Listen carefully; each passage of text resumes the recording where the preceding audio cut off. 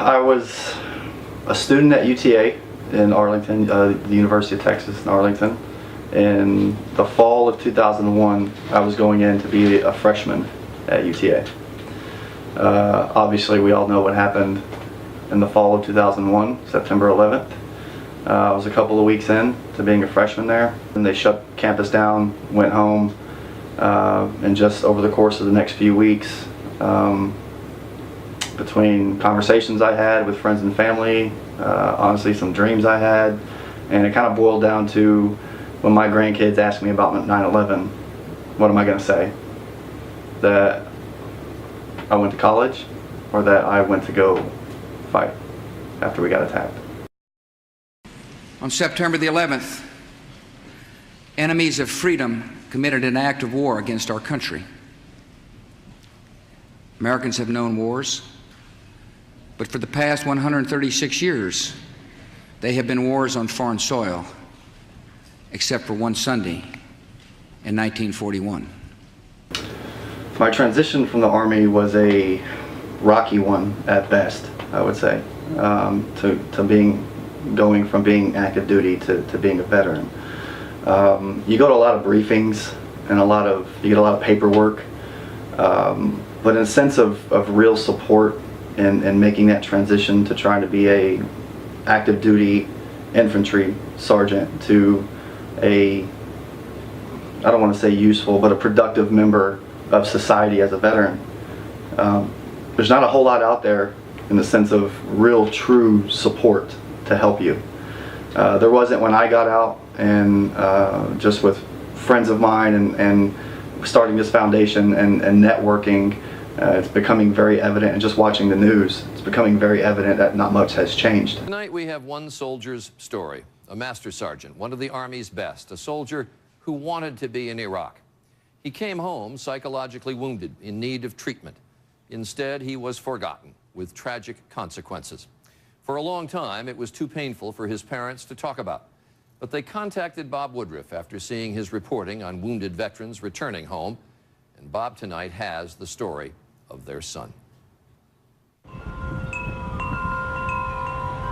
There are many unanswered questions surrounding the life and death of Master Sergeant James Coons.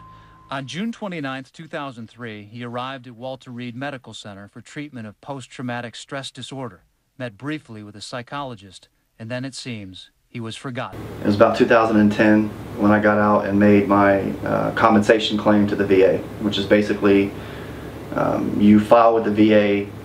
Before I enlisted in the military, I didn't have these issues. Now I do.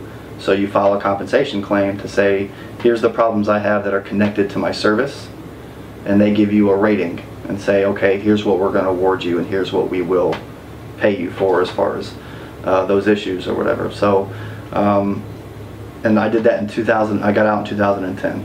My compensation claim was approved in 2013. I was fortunate enough to have all my arms, legs, fingers, and toes. Not to say that I wasn't injured, because I was, but I didn't lose a limb. I wasn't, I was able to walk and gain employment without any huge hurdles. So I can only imagine guys that are missing arms, missing legs, or with PTSD that's so severe that they can't leave the house, waiting 2-3 years to get a compensation claim approved. I can't imagine what they go through. And that's one of the big reasons why I've started this. A couple days before Christmas 2004, Ty Ziegel got hit by a suicide bomber. And this is Ty Ziegel today. It's just all, yeah, it's all one big scar pretty much. The guy sitting right here next to me went into the fire, pulled me out of the fire, put me out on the ground, and I guess whatever fuel, or it was so hot, I kept reigniting on fire. So he put me out, and then put me out 1 or 2 or 3 times or whatever. After rescheduling their wedding 3 times, Ty and Renee were finally married on October 7th, 2006, the day captured here in People magazine. Yeah, see. Ty and Renee, now newlyweds, spent their first months living off his military retirement, about $1,200 a month, and the money Renee made from her part-time bartending job. All along, they expected the VA to follow up with a higher monthly disability check. I'm not expecting to live in the life of luxury. I'm not asking that from the VA, but I am asking them to make it comfortable for me to raise a family and not have to struggle. Last April, a check from the U.S. Treasury appeared in the mail. No explanation attached. The Ziegels called the VA for answers.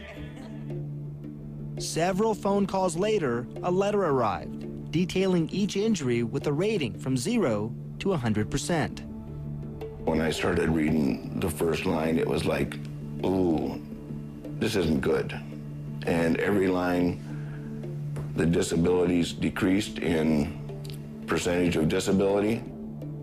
From facial disfigurement rated at 80% to head trauma at a shocking 10%, and his left lobe brain injury, right eye blindness, and jaw fracture listed at 0%. That's right, 0%. You want to help the men and women who serve our country in the military and fight for your freedoms.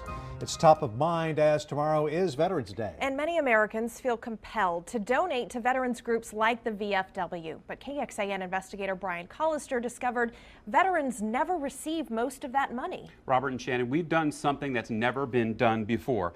We've uncovered records showing Texans have donated more than $130 million to veterans charities since 2001.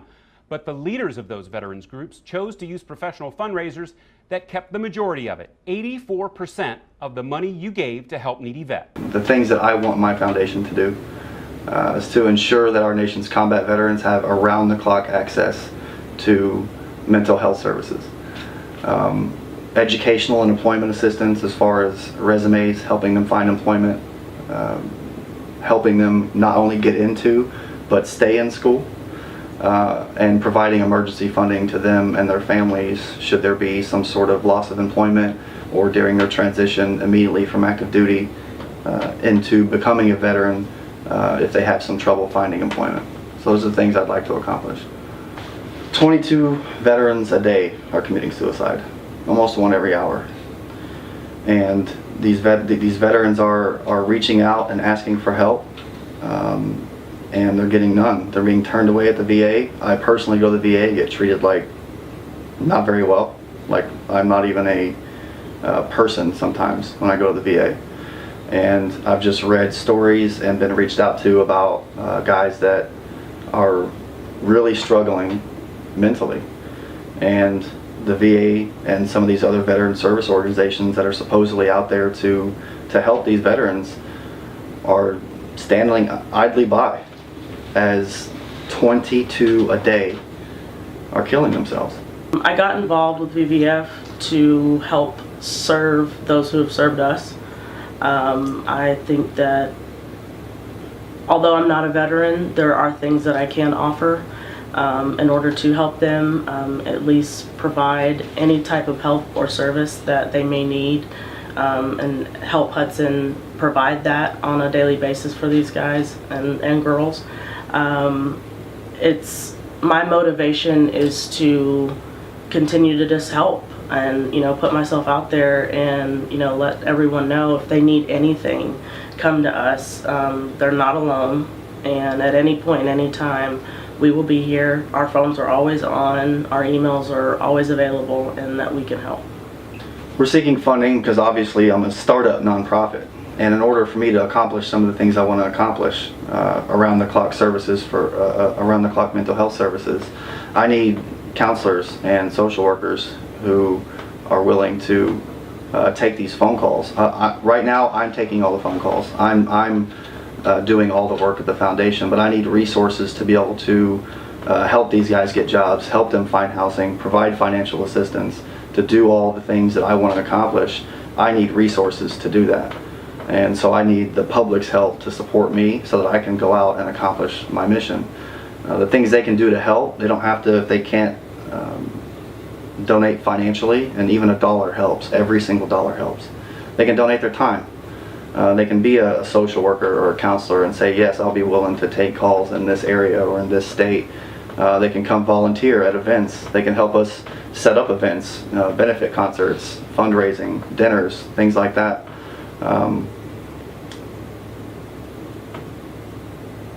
Spread the word on social media. I mean, anything. Share our website with people. Just anything to get more eyes on what I'm trying to do so that I can actually do it. Right. Because I can't do this on my own. And it's on my website, and I really believe it, that together we all can accomplish this mission. And I've gotten a lot of support from other veterans that I've networked with through social media and various outlets. And it's a lot. There's so many people willing to help, but it's all veterans. And you know, we look out for each other, and we're helping take care of each other, but we need the general public's help too. You can find us on Instagram at Vet Voices Foundation. You can find us on Twitter at Vet Voices FNDN, which is the abbreviation for foundation, and our actual website is vetvoicesfoundation.org. So those are the places you can find us.